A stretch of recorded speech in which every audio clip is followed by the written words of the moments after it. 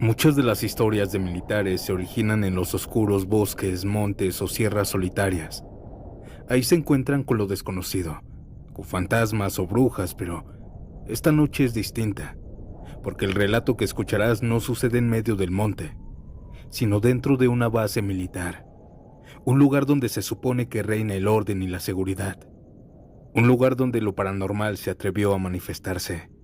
Así que quédate, ponte cómodo, y si estás haciendo algún pendiente, no te preocupes, aquí te acompaño. Comenzamos.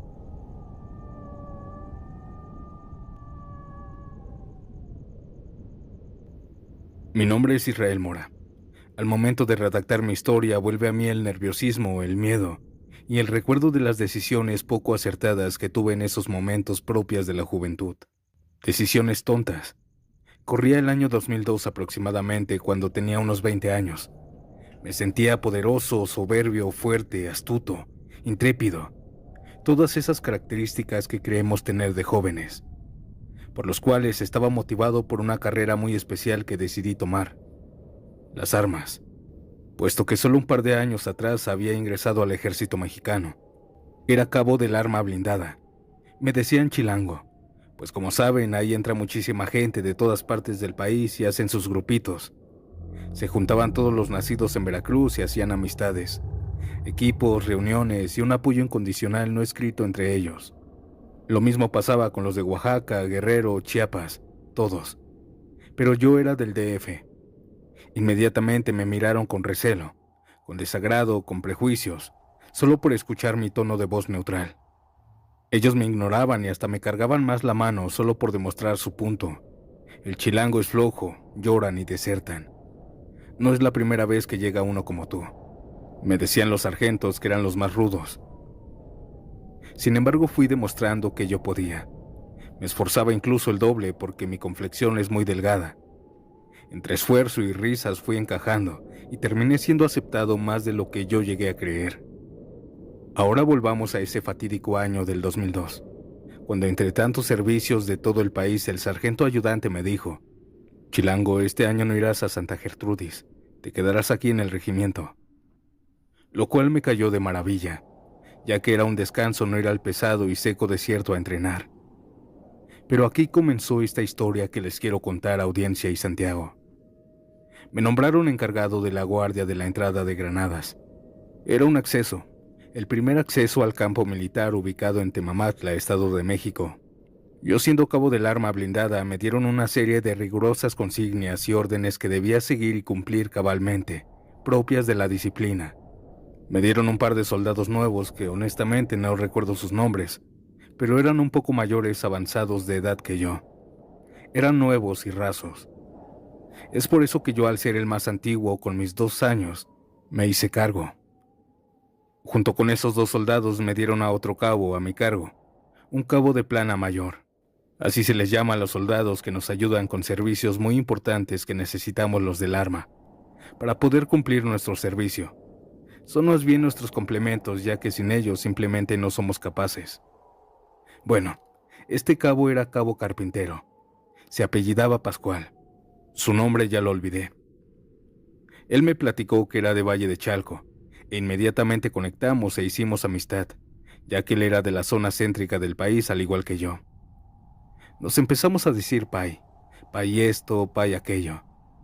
Pai es la abreviación de paisano, como todos los demás se decían cuando se saludaban o se hablaban con los nacidos en su estado.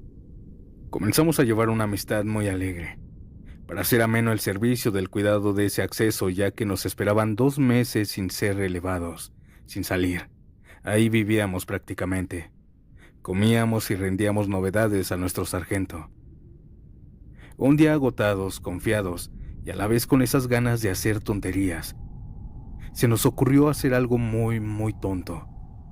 Pascual y yo teníamos sed, pero esa sed con pretexto para tomar decisiones tontas. Decidimos ir al pueblo, Pascual y yo, dejando a los soldados por un lapso de 1 hora más o menos, solos en la puerta. Fuimos por tacos, pollo rostizado, refrescos y sí, un six de cerveza. Lo traíamos oculto, ya que sabíamos el grave problema que nos meteríamos si nos pillaban. Lo escondimos entre las hierbas y ahí poco a poco le dábamos unos tragos. Realmente no nos embriagamos, ya que a esa edad ni para el arranque. Además que comimos muy bien. Ahí nos cayó la noche. Pascual y yo seguimos ahí parados. Estaba tan pero tan buena la plática que incluso les dijimos a los soldados que ellos siguieran descansando, que nosotros les avisábamos cuando ya sería su turno. Así nos dieron la 1 de la mañana, cuando Pascual y yo mirábamos al horizonte en una calle que corría unos 200 metros, la cual se veía muy clara, a pesar de ser un lugar muy solo y aislado de la civilización. Mientras mirábamos, a unos 100 metros vimos como una pequeña luz roja venía flotando. Una luz muy pequeñita de color rojo que cruzaba de lado a lado de la calzada. Lo hacía de una manera errática, pero se lo atribuimos a una luciérnaga. «Mira, Pai, una luciérnaga», dijo Pascual. Volteamos a vernos y con complicidad nos reímos, y al unísono dijimos: «Aquí no hay luciérnagas». Volvimos la mirada al frente, y la luz estaba mucho más cerca, a unos 50 metros, pero con ella se dibujó una silueta que la acompañaba. En ese momento no lo tomaríamos en cuenta, pero ¿por qué no vimos desde antes que era un hombre? Si la calle se veía claramente hasta 200 metros, ese fue nuestro segundo gran error, pues aquella luz era un cigarro encendido. Un hombre venía fumando. Activamos de inmediato un protocolo que tenemos estrictamente.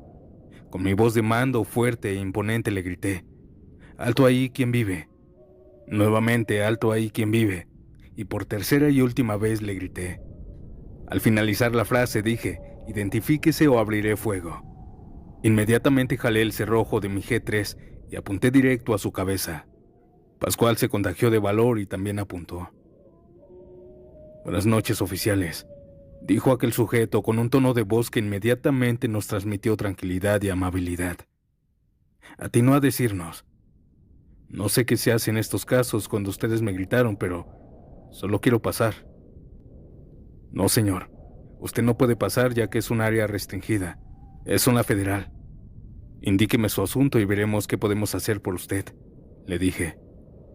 Él respondió nuevamente con un tono poco desconcertado: «Quiero pasar por aquí. Yo tengo muchos años pasando por aquí y es la primera vez que algo así me pasa». Le respondí que qué extraño, que yo era nuevo, que tenía un par de años de militar, pero por lo que sé este regimiento tiene 30 años o más. Pero él respondió con otra pregunta: «¿Y puedo saber qué están haciendo?». «Cuidando, caballero, cuidando la puerta», le respondí. No me refiero a ustedes. Les pregunto porque se ve que son muy abiertos y no se ofenderán, además de que se ven muy jóvenes. Estaban tomando, ¿verdad?». Lo dijo de una manera que de inmediato nos hizo ver que no tendríamos problema si le respondíamos con honestidad. Le dije que sí, pero que solo un par para la sed. Nos dijo que qué pasó, que por qué no le seguíamos. Yo le dije que no era lo correcto. Él nos dijo que nos invitaría a unas más, que con confianza. Aquí comienza lo raro, e hizo que me pusiera alerta, ya que el sujeto jamás, y lo repito así, Santiago, jamás, metió la mano a su bolsillo. Solo estiró la mano y a través de la reja vieja y oxidada, nos ofreció un billete de 200 pesos. «Anda, ve por un par de cervezas para que sigan pasándola bien», nos dijo. Pascual respondió: «Yo voy. Tú no puedes ir, Pai. Eres el encargado». Aquel sujeto dijo: «Tú eres el comandante». Le dije que solo un tiempo. Pascual se estaba quitando su arma de cargo y me la entregó, la cual me la coloqué sobre mi espalda, y Pascual salió contento a comprar. Aquel hombre se acercó un poco más a la reja, dando un par de pasos hacia mí, para quedar justo al frente de mí al otro lado de la reja. Comenzó a interactuar una que otra pregunta casual. Comenzamos una charla, pero él me fue llevando a una serie de preguntas más grotescas, como ¿qué quieres en la vida? ¿Eres gay? ¿Quieres hombre o mujer? ¿Quieres dinero? ¿Poder? Parecía apresurado en hacérmelas, y lo extraño es que yo no me ofendí, y solo respondí, no como cree. Pascual llegó y me dijo, ábreme, Pai, y dejemos la puerta abierta para que el joven platique con nosotros. Sería una grosería hablar a través de la reja. Decíamos joven porque no se veía de más de 30 años el sujeto. Abrimos un par de latas. Ahí Pascual sacó de entre su chamarra un cachorrito y me dijo, mira, Pai, lo que me encontré. Aquel sujeto le dijo, ¿para qué te traes ese animal?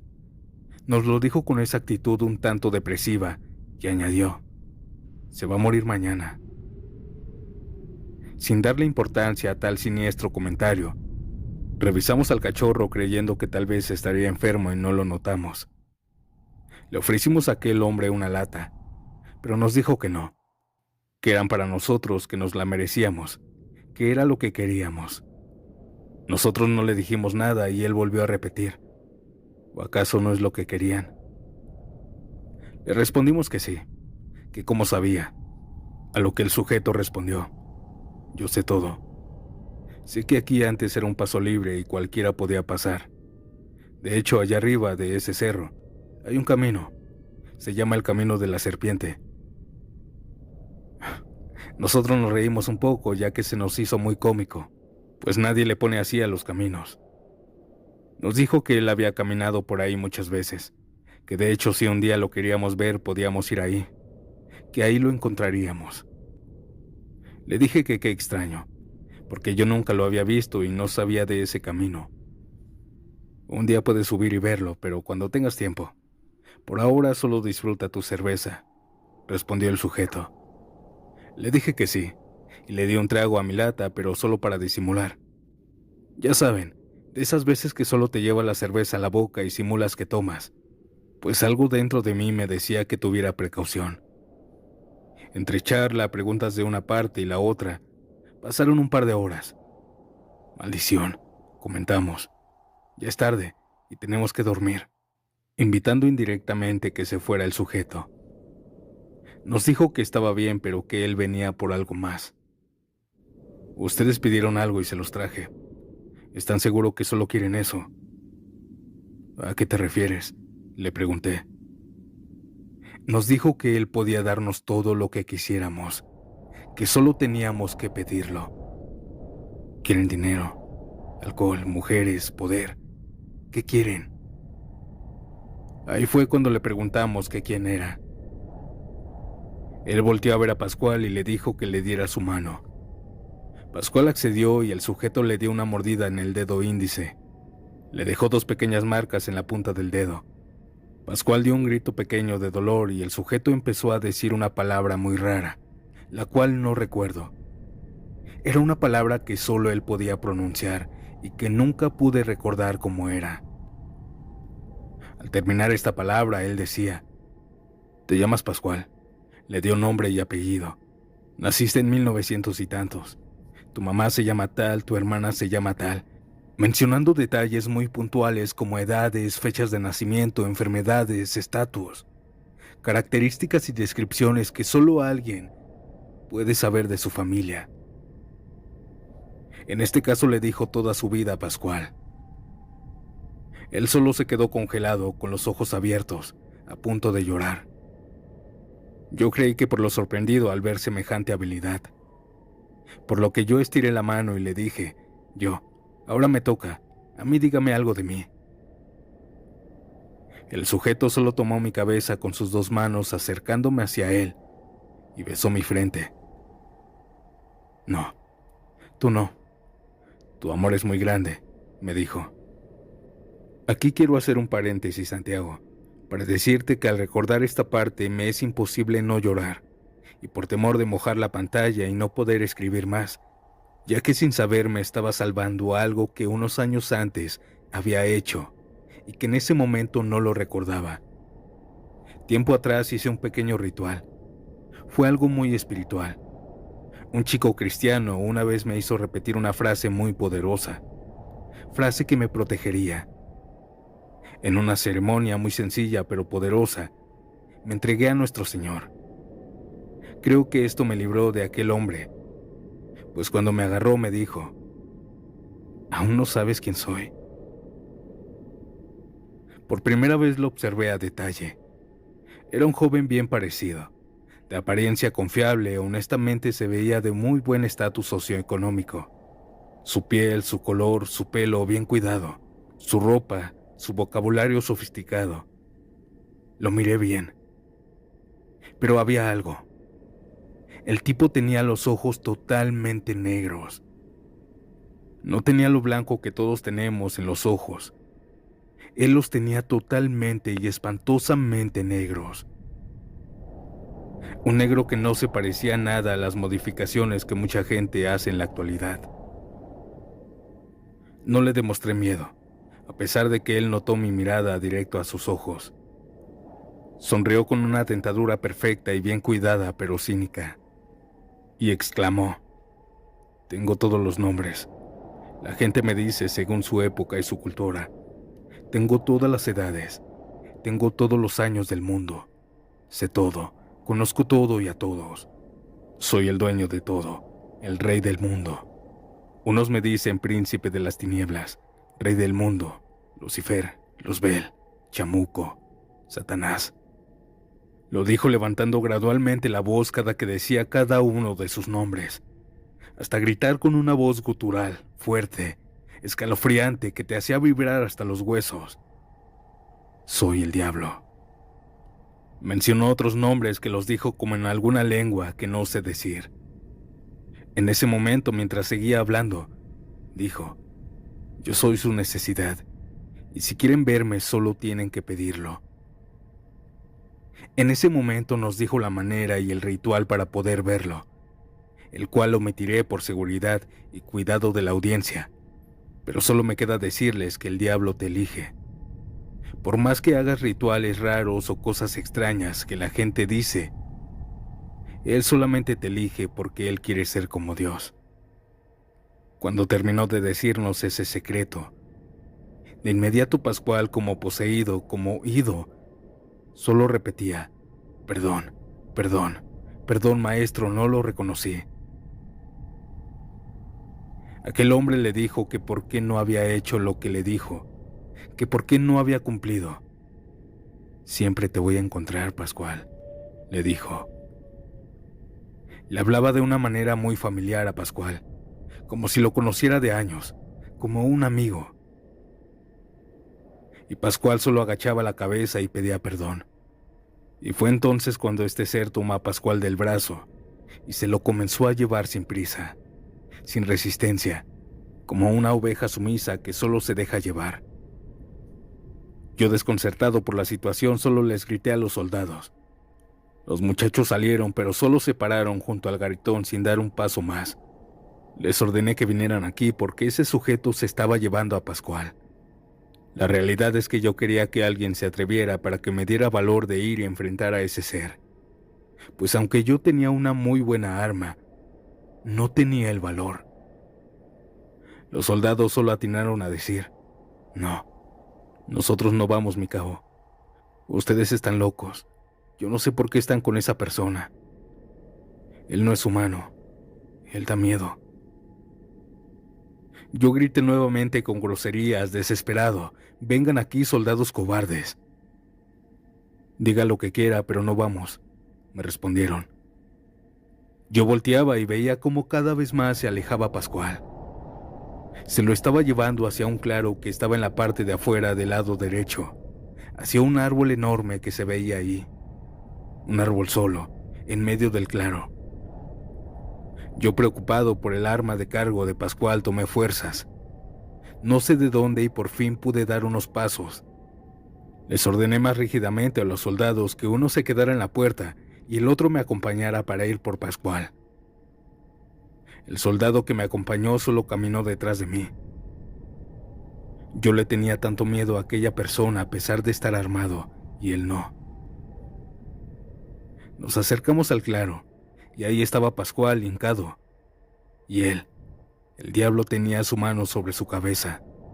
No sé qué le repetía porque no me acerqué lo suficiente, pero sí escuché murmullos de algo que le decía mientras Pascual estaba hincado y su mano sobre él.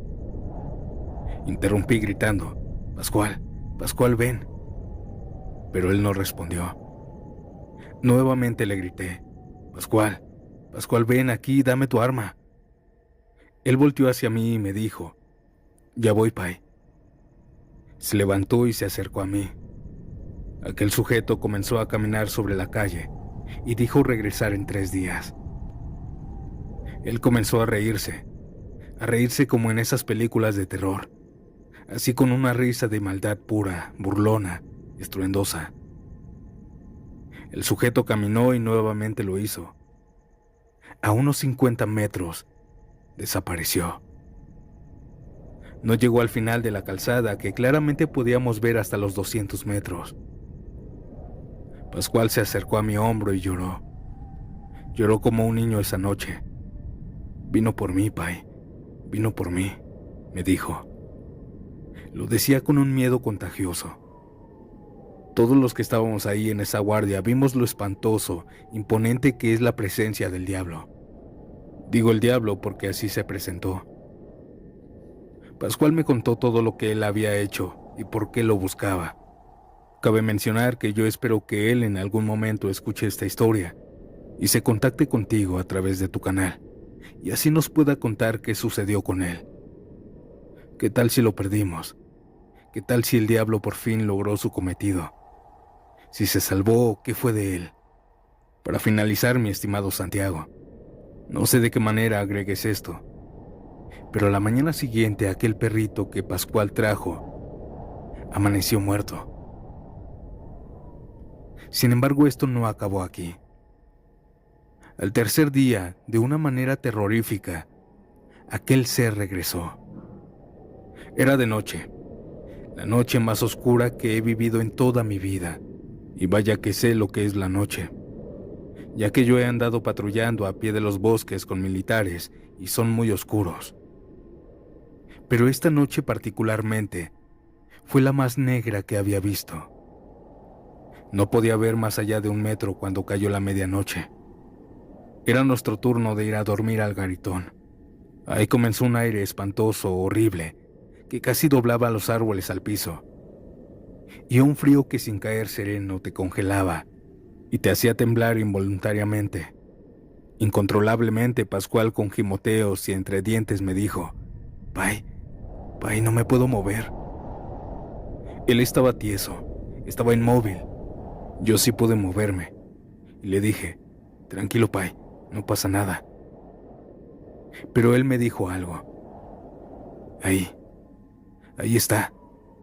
Comenzó a llorar nuevamente mientras apenas si podía abrir la boca para advertirme que ahí estaba aquel hombre.